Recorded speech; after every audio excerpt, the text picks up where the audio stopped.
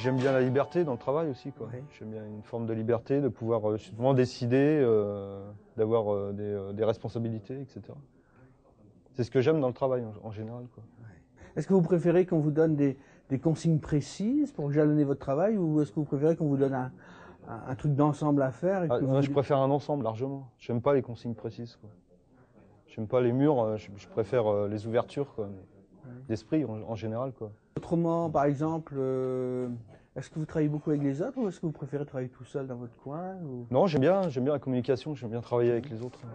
Et le fait d'être avec des collègues qui, eux, sont du bâtiment, certains étaient charpentiers ou menuisiers, Oui. etc. Est-ce que c'est important, ou... Bien sûr, ils sont tous disponibles d'ailleurs. J'arrête pas de poser des questions, c'est même un peu trop parfois, mais j'ai besoin d'être aidé. Et vous, ça vous gêne d'être obligé de leur poser des questions, ou vous aimez bien ça? Non, ça me gêne. Franchement, ça me gêne. Vous auriez préféré pouvoir vous débrouiller tout seul? Tout à fait. Être beaucoup plus autonome dans mon apprentissage, oui, certainement. C'est vrai que l'auto-formation, c'est motivant, parce qu'on est obligé de travailler, quoi. On est obligé de s'obliger soi-même à travailler. Mais bon, ce qui serait bien aussi, parce que bon, des fois, on n'est pas aussi des mêmes niveaux, il y a des gens qui ont besoin de plus d'explications que d'autres. Donc, ça serait bien aussi qu'il y ait un peu une période de méthode traditionnelle qui vienne suppléer pour aider les personnes. On apprend beaucoup de choses en peu de temps, on a une sorte de pression. Bon, je trouve que c'est difficile. Enfin, pour moi, c'est difficile. C'est vrai que... Et je ne connaissais pas du tout l'auto-formation. Je reprends l'exemple que citait René, hein, pour les maîtreurs, par exemple. Hein. Il y a ce souci du détail. Ce souci du détail, c'est une contrainte très forte du métier. C'est-à-dire que le maîtreur en exercice, qui n'aurait pas le souci du détail, serait un mauvais maîtreur et bon, ne serait pas adapté à sa situation professionnelle.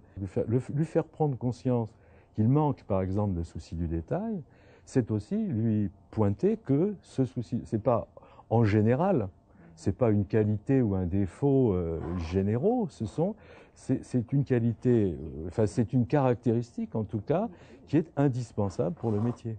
Si, quand on fait un apprentissage de la lecture, on s'y prend toujours de la même manière, c'est très pauvre. Si on essaie chaque fois qu'on le peut de diversifier la manière dont on s'y prend, c'est-à-dire de demander à des élèves de faire des choses différentes, on va progressivement construire une palette beaucoup plus importante de compétences. Donc il me semble que ça, c'est beaucoup plus à développer que ce qu'on le fait aujourd'hui. Je crois que c'est un des intérêts de la méthode, justement, c'est de pouvoir varier ces différents canaux d'apprentissage. Certains, s'ils ont besoin d'approfondir les choses sur l'écrit, ils vont pouvoir le faire à leur rythme, et puis d'autres vont pouvoir se raccrocher au discours du formateur, à l'entretien, aux documentations qui sont à leur disposition, aller visionner une cassette vidéo. Bon, c'est cette multiplicité là, qui est intéressante.